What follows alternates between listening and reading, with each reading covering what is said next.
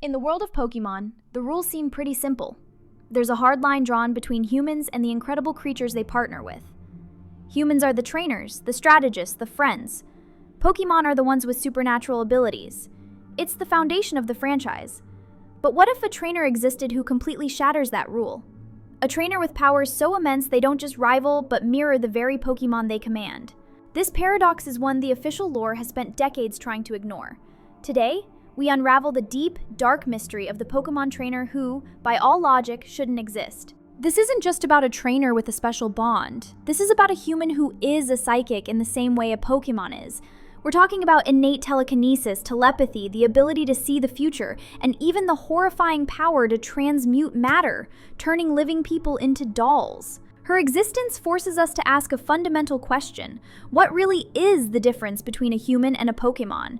And if a human can be born with these kinds of powers, why is she the only one we ever see? Her story isn't just some spooky side quest. It's a crack in the foundation of the Pokémon universe, one that's been quietly papered over for years but never really fixed. For millions of kids watching the original Indigo League series, the first meeting with Sabrina wasn't a gym battle. It was basically a short horror film. When Ash, Brock, and Misty get to Saffron City, they're not met with the usual challenge. Instead, they find a city living under the quiet, eerie control of its gym leader. A mysterious man, who we later learn is Sabrina's estranged father, warns Ash to stay away, telling him that his daughter is dangerous. That turns out to be a massive understatement. When Ash walks into the gym, he finds Sabrina sitting silently, holding a small doll that looks just like her.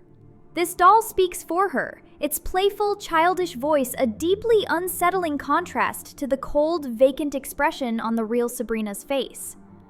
We learn that as a child, Sabrina's psychic powers erupted with terrifying force. She could bend spoons, levitate anything she wanted, and talk to people with her mind. But her obsession with strengthening these powers came at a cost. It shattered her psyche, splitting her into two beings: the cold, power-obsessed woman and the lonely little girl trapped inside the doll. The anime shows her power as absolute. She shrinks our heroes down and traps them in a dollhouse, ready to make them her permanent playthings before her father steps in and saves them. Her Abra evolves into Kadabra mid-battle, and doesn't just defeat Pikachu, it toys with him, completely dominating the fight without taking a single hit. The battle is a joke. Sabrina isn't just giving telepathic commands, she is perfectly, unnaturally synchronized with her Pokémon. Kadabra doesn't need to be told what to do, it just knows. This isn't just good training, it's a psychic fusion that blurs the line between where the trainer ends and the Pokémon begins. The show explains that this power destroyed her emotions and her humanity. It's heavily implied that she even turned her own mother into a doll, a horrifying act that drove her father to flee, though he always stayed close, hoping one day he could save his daughter from herself.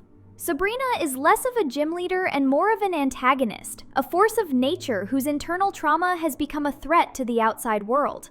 She isn't defeated by a stronger Pokémon, but by the one thing she lost control of: laughter. Ash brings a haunter from Lavender Town whose goofy antics finally make Sabrina laugh, breaking her concentration. This emotional release paralyzes her Kadabra and forces her to forfeit.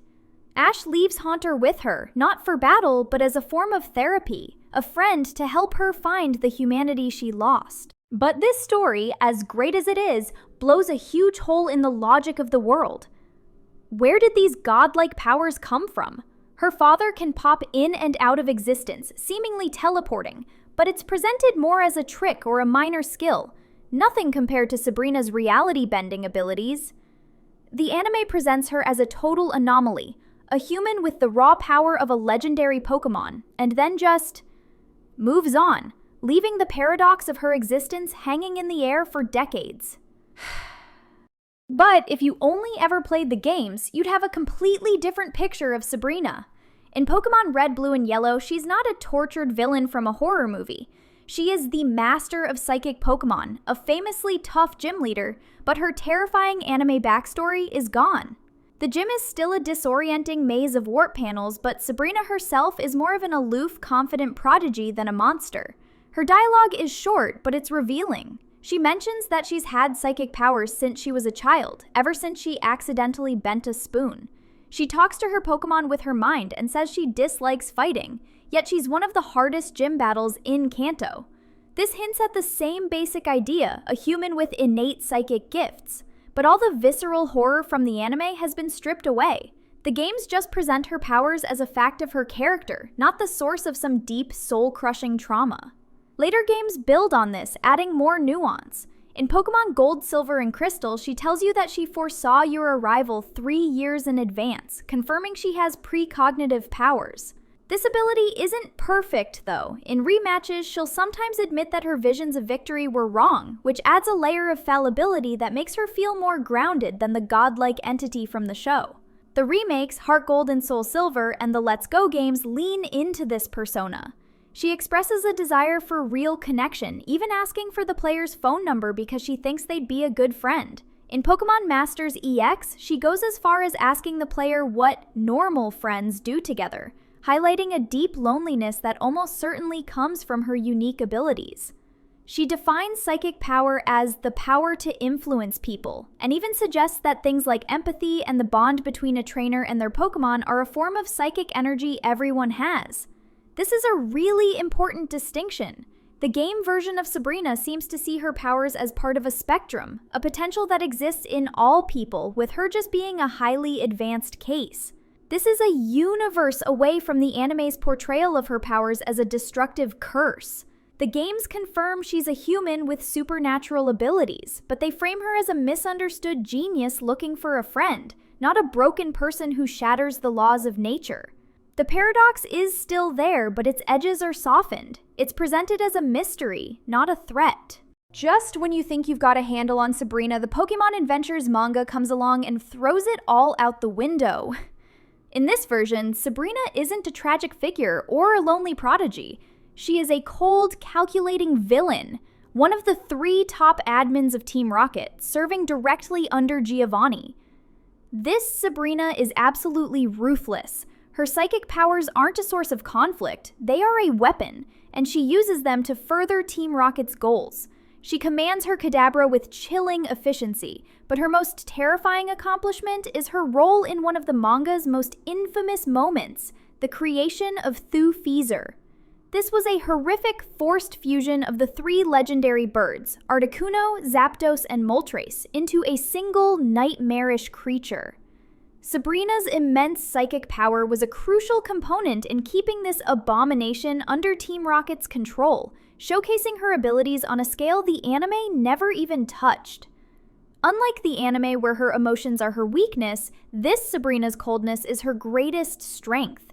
And unlike the games where she seems to want friendship, this Sabrina wants only power. So we have 3 official continuities, all starting with the same idea, a girl with psychic powers, but ending with 3 totally different characters.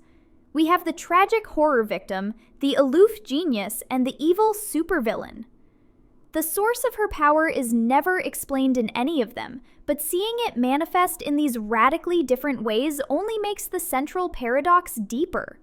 A human shouldn't be able to do these things, but here she is, existing in 3 different forms, each one breaking the fundamental rules of the Pokémon world.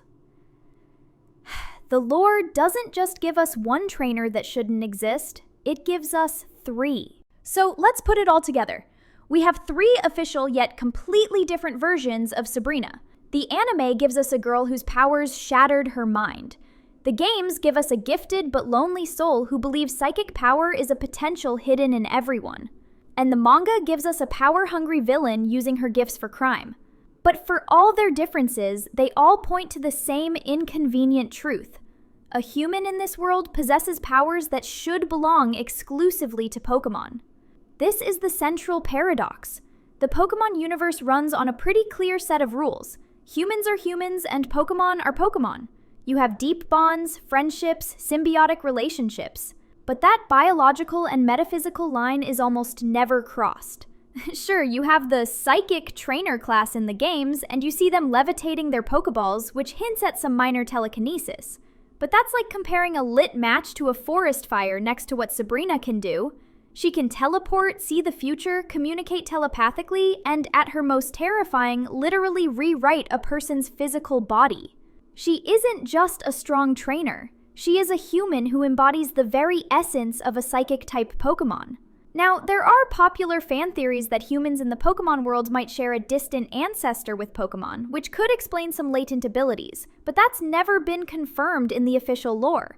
And even if it were true, it still wouldn't explain why Sabrina is such a singular, powerful case. Why aren't there other humans breathing fire like a Charmander, or generating electricity like a Pikachu? The franchise has introduced other concepts that touch on this, like Aura, used by characters like Riley and the Aura Guardians. Aura allows people to sense emotions, track others, and even create energy attacks like Aura Sphere. You could argue that Sabrina's psychic power is just a different flavor of that same life force. The problem is, the series consistently treats aura and psychic powers as two completely separate things. Aura is a spiritual energy found in all living things, while psychic abilities are a specific category of power tied directly to a Pokémon type. Sabrina's powers, telekinesis, telepathy, precognition, line up perfectly with the psychic type, not the generalized energy of aura. Her existence forces us to ask questions the lore has deliberately sidestepped for years. Is she a genetic mutation? Was she the subject of some forgotten experiment? Was she influenced by a legendary Pokémon like Mew, whose DNA is said to hold the blueprint for all Pokémon? The fact that she's a gym leader, a pillar of the official Pokémon League, makes this all the more glaring. She isn't some urban legend hiding out in the woods. She's a public figure, a certified master whose very existence challenges the rules of the world she's supposed to be an expert in. She is the anomaly hiding in plain sight. Since the official lore doesn't give us a straight answer, we're left to speculate, and over the decades, fans have come up with some pretty compelling theories to try and solve the paradox of Sabrina. First, there's the Aura Prodigy theory. This one suggests that Sabrina's psychic powers aren't a totally separate phenomenon, but are actually an incredibly rare and potent form of aura. We know aura can be used for telepathy and sensing feelings. Maybe in Sabrina, that potential was amplified to a ridiculous extreme, expressing itself as telekinesis and seeing the future. In this view, she isn't a different kind of human. She's just at the absolute peak of a power that exists in everyone. This would actually line up with her dialogue in the games, where she suggests that empathy and trainer bonds are a type of psychic ability. Maybe she sees her own powers not as alien, but as the ultimate expression of the connection between all living things. It's an elegant theory because it grounds her abilities in an existing, if mysterious, in-universe power source. She's not breaking the rules, she's the only one who ever mastered them to this extent. Second, we have the genetic anomaly theory. This idea proposes that Sabrina is either an evolutionary throwback or maybe a glimpse into the future of human evolution. There's a popular fan theory that humans and Pokémon share a common ancestor. Some even say humans are just a type of Pokémon that traded their powers for intelligence. If that were true, Sabrina could be a human who was simply born with a set of dormant Pokémon genes that happened to switch on. This would explain why her powers feel so innate and why they align so perfectly with a Pokémon type. She isn't a human who learned to be psychic. She's a human who just is. This would also explain her profound loneliness. If you're fundamentally different on a genetic level, it would be almost impossible to form normal human connections, which is a theme that runs through both the anime and game versions of her character. Finally, there's the external influence theory. What if Sabrina wasn't born this way, but something happened to her? The anime mentions her powers manifested suddenly and violently when she was a child. This could have been the result of an encounter with an incredibly powerful psychic entity. Imagine a young Sabrina stumbling upon a hidden Mew, or being accidentally exposed to the cosmic-level psychic energy of a wild Alakazam. That exposure could have been a catalyst, unlocking or even granting her these abilities. This would explain the violent, overwhelming way they appeared in the anime. Her young mind simply couldn't handle the sudden influx of so much power, causing it to fracture. Her abilities wouldn't be a natural part of her, but an external gift, or maybe a curse that she's had to learn to live with. Each of these theories gives a potential answer to the puzzle, but none of them are confirmed. Sabrina remains an enigma, a locked box right in the heart of the Kanto region. From a traumatized girl who treated people like dolls, to a lonely genius looking for a friend, to a high-ranking villain in an organized crime syndicate, Sabrina is one of the most fascinating and wildly inconsistent characters in Pokémon. But underneath all these different versions lies a single unbreakable paradox. She is a human who wields the power of a Pokémon. Her ability to move objects with her mind, see the future, and speak without talking shatters the fundamental rule that separates people from the monsters in their pockets. The official lore has never given us an explanation, leaving her as a monument to the strange, sometimes contradictory world building of the early franchise. Is she an aura master, a genetic throwback, or the product of a long-forgotten encounter? Maybe the lack of an answer is the whole point. Sabrina represents the unknown, the idea that even in a world so carefully categorized by types and rules, there are still mysteries that defy logic. She's a reminder that the line between human and Pokémon might not be as solid as we've always been told. She is the gym leader who holds up a mirror to her world and shows it a crack running right down the middle. But what do you think is going on with Sabrina? Is she a one-of-a-kind psychic prodigy? A genetic anomaly? Or is there a much darker explanation for her powers that we've never been told? Let me know your theories down in the comments. And if you enjoy these deep dives into the strange and unexplained corners of the Pokémon world, be sure to subscribe and hit that notification bell so you don't miss our next investigation. Thanks for watching!